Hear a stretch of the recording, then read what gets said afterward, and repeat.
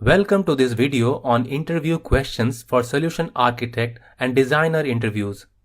I have divided the questions in 8 sections for ease of preparation. These are general and behavioral questions, architecture design principles, cloud architecture, security and compliance, design patterns, distributed systems microservices and DevOps, integrations and APIs, data and storage, and system design scenario-based questions. General and behavioral questions. Question number 1. Can you describe your experience as a solution architect? This is an open-ended question looking for a summary of your overall work as an architect. Follow the below answer structure and include stakeholder interactions, design patterns used, and domains worked on. Here is a sample answer that I would have provided based on my experience. I have worked as an application solution architect in telecom, retail, and banking domains. I have interacted with various stakeholders like product owners, business users, and business analysts to collect and baseline requirements. I have also created architectural documents and designs as part of these engagements. I have been part of multiple architectural governing bodies that reviewed architecture and solution designs as well as provided architectural roadmaps for future works. I have designed microservices and REST APIs for multiple clients. I have also used event-driven architecture design pattern leveraging technologies like Kafka. Question number 2. Can you describe a complex solution you designed that had a significant impact on a client's business? In your answer structure, use the STAR method giving situation, task, action, and results. As part of that, detail the architectural decisions you made, including technology choices and design patterns. For example, you can say use microservices design pattern along with database per service pattern leveraging containerized deployment of Java Spring Boot services in AWS Cloud. Also, explain the challenges faced during implementation and how you overcame them. For example, you can say managing the cost of storage and infrastructure along with throughput was a major concern. Also, provide measurable outcomes that demonstrate the success of the solution. When you provide measurable outcomes, be quantitative rather than just qualitative. For example, you can say the solution resulted in $10 million savings per year. Here is a sample answer using the STAR method. In my previous client engagement at a large financial services organization, I worked to migrate legacy applications to cloud. The enterprise was running legacy applications on-premise and was facing challenges in scalability, cost, and compliance, and wanted to migrate critical applications to AWS Cloud. As the solution architect, I was responsible for leading the end-to-end architecture for this cloud migration. This included designing the AWS infrastructure and service selection, ensuring access control and security, and aligning the solution with business objectives. As part of my work, I engaged with key stakeholders to gather business and technical requirements. I designed a multi-account AWS landing zone using Control Tower, following the well-architected framework. I chose the appropriate AWS services for the design. EC2 with autoscaling for compute, RDS for PostgreSQL for database, S3 with encryption for data storage, CloudTrail and config for governance and auditing. I also created architecture diagrams and design documents and worked with security teams to integrate IAM roles and SSO for access control. I also led a pilot migration and reviewed CI/CD pipelines. As a result of this endeavor, we successfully migrated 6 key applications to AWS within 6 months. We achieved 30% reduction in infrastructure costs compared to data center-based deployments.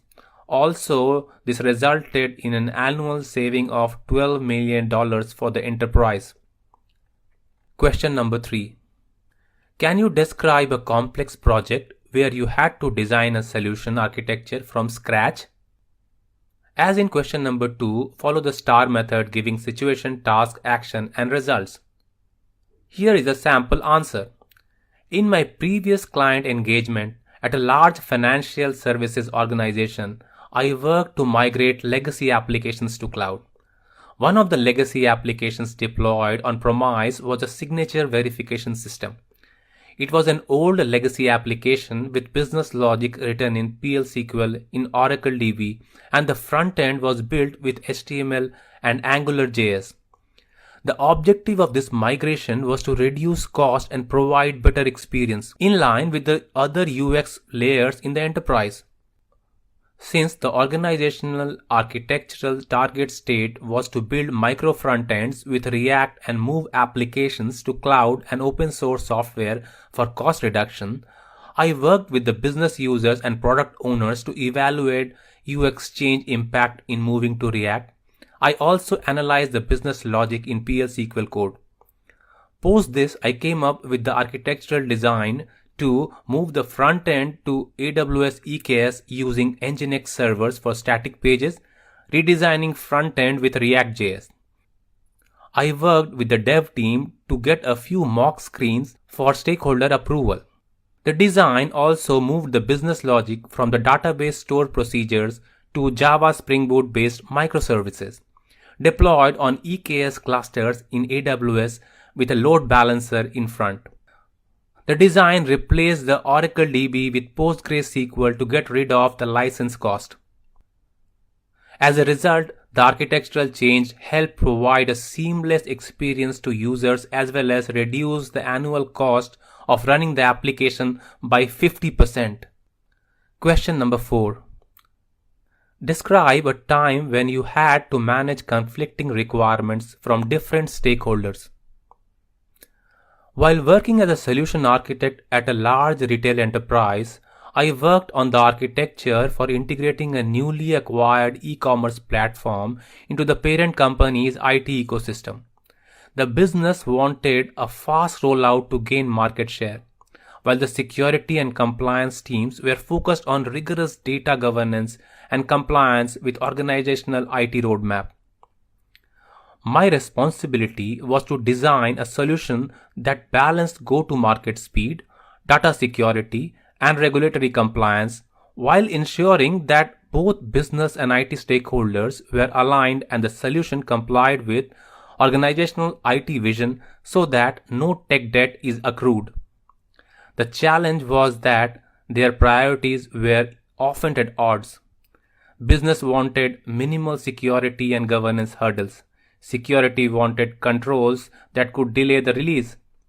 As part of my work, I facilitated multiple stakeholder workshops to surface concerns early and create a shared understanding.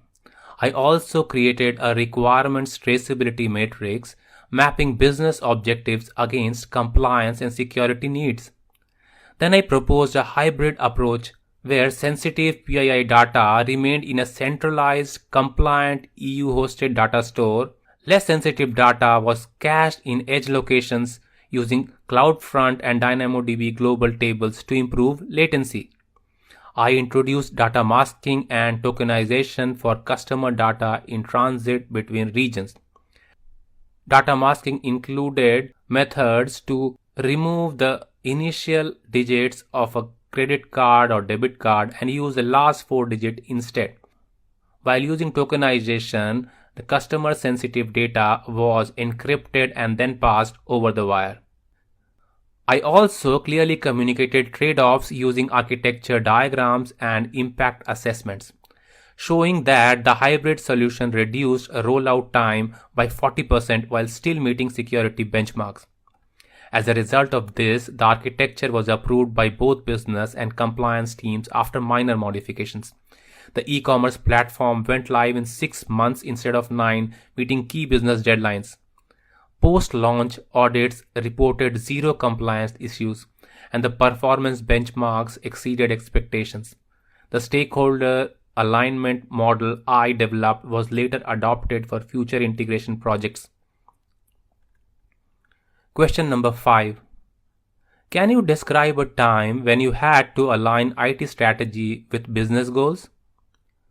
While working as a solution architect on a transformation project at ANZ, I was involved in modernizing the customer onboarding process across both retail and business banking.